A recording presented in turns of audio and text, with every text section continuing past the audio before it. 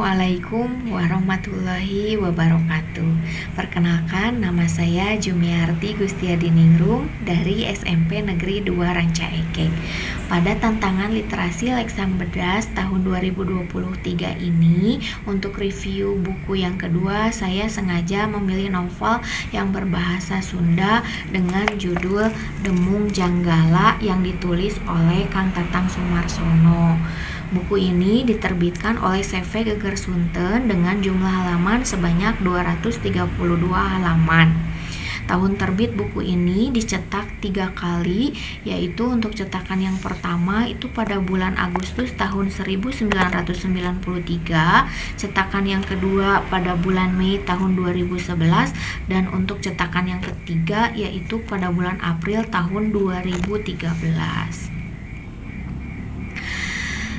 Novel yang berbahasa Sunda dengan judul Demung Janggala ini menggunakan latar kurun waktu pasca penumpasan pemberontakan di Pati Ukur oleh bala tentara Mataram yang kurang lebih pada abad ke-17. Tokoh utamanya memang bukan tokoh sejarah, akan tetapi tokoh imajinatif yang dilukiskan oleh penulis sebagai anak-anak Senapati Suranangga, yaitu seorang senapati yang menjadi tangan kanan di Pati Ukur.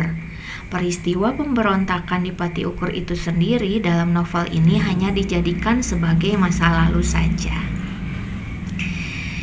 Cerita dimulai ketika tokoh utamanya Demung Janggala, atau dia memiliki nama lain yaitu Raden Emung dan Demung, beserta kakak perempuannya yang bernama Listayuwangi dibawa melarikan diri oleh kedua pengasuhnya untuk menghindari pertumpahan darah yang terjadi di pusat kota Ukur.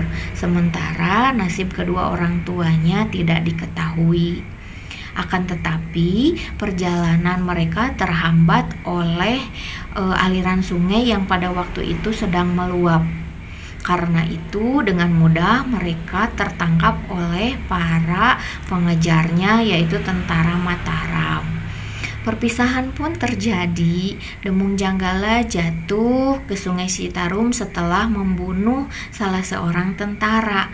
Sementara Listayuwangi dan pengasuh perempuannya yang bernama Si Ibi diboyong sebagai tahanan. Dan pengasuh laki-lakinya yang bernama Mamang Jalaprang tewas di ujung tombak karena berusaha melawan serta melindungi istri dan kedua anak asuhannya.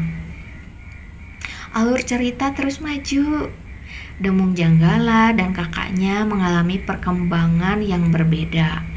Demung Janggala setelah ditemukan oleh kepala perampok yang bernama Abah Bewos dan dijadikan sebagai anak angkatnya. Kemudian Demung diberi nama Demung, tumbuh menjadi pemuda pemberani yang penuh dengan kebencian terhadap penguasa.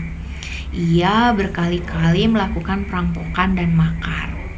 Adapun Listayuwangi, kakaknya, setelah diboyong oleh bala tentara dan mengalami pemerkosaan yang sangat mengenaskan, kemudian diangkat menjadi perempuan terhormat oleh seorang Demang yang masih memiliki kecintaan terhadap ayah Listayuwangi.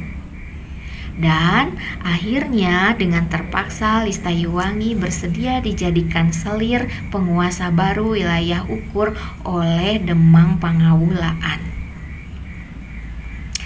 Cerita diakhiri dengan bertemunya kedua kakak beradik itu.